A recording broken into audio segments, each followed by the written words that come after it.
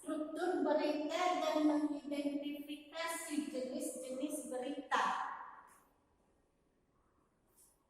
Jenis-jenis berita yang pertama adalah straight news.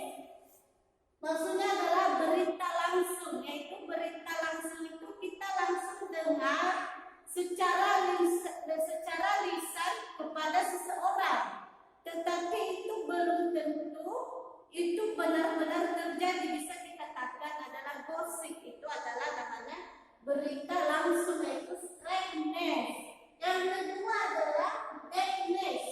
Maksudnya dead news itu adalah jenis berita ini merupakan berita yang diangkat suatu kejadian, yaitu mengapa dan bagaimana suatu kejadian.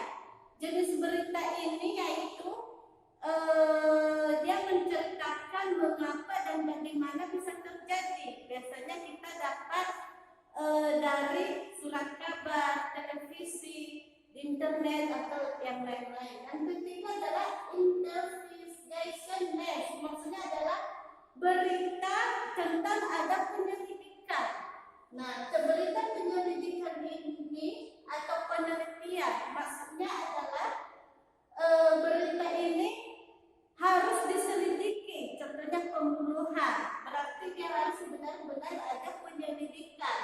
Nah, yang keempat adalah interpretativeness, adalah berita langsung di mana di dalamnya ditambahkan beberapa informasi seperti pendapat seseorang. Nah, interpretativeness ini dia memberikan berita dengan menambahkan pendapat seseorang. Contohnya tentang COVID-19.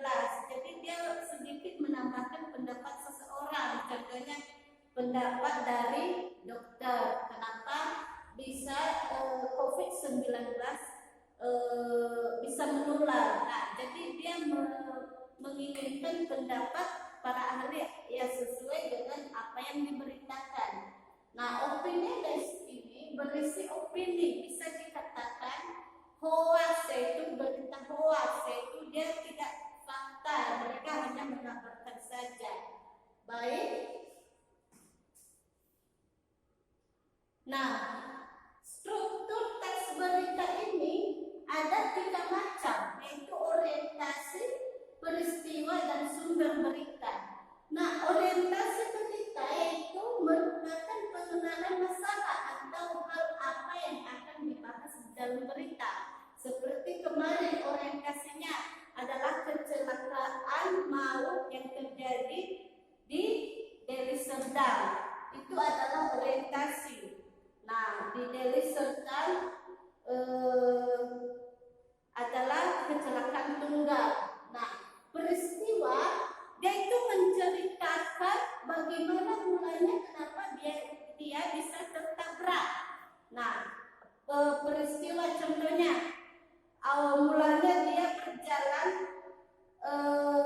pengemudi berjalan dengan menuju dia mau kembali ke Jakarta, tetapi di tengah jalan dia mengalami ban mobilnya sebelah kiri yang kanan pecah sehingga dia tidak terkendali sehingga terjadilah kecelakaan tunggal. Nah, itu adalah peristiwa, berarti dia menceritakan dari awal dan bagaimana. Nah, sumber berita ini adalah biasanya diterletak di bagian awal berita atau akhir berita. Contohnya Batam Post. Nah, contohnya sumber berita dari liputan 6 terkini. Contohnya itu adalah sumber berita, bisa di awal dan bisa juga di akhir. Nah, atau wartawannya, nama wartawannya. Baik.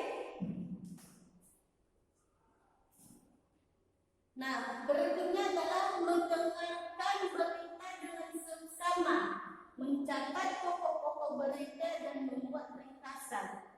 Nah, ini adalah langkah-langkah membuat ringkasan rangkuman. Yaitu langkah-langkahnya kita dengarkan berita dulu. Nah, setelah itu kita catat pokok-pokoknya. Nah, seperti yang Ibu katakan kemarin, yaitu ada apa, siapa, di mana, kapan, bagaimana, dan mengapa. Nah, itu adalah pokok-pokok berita.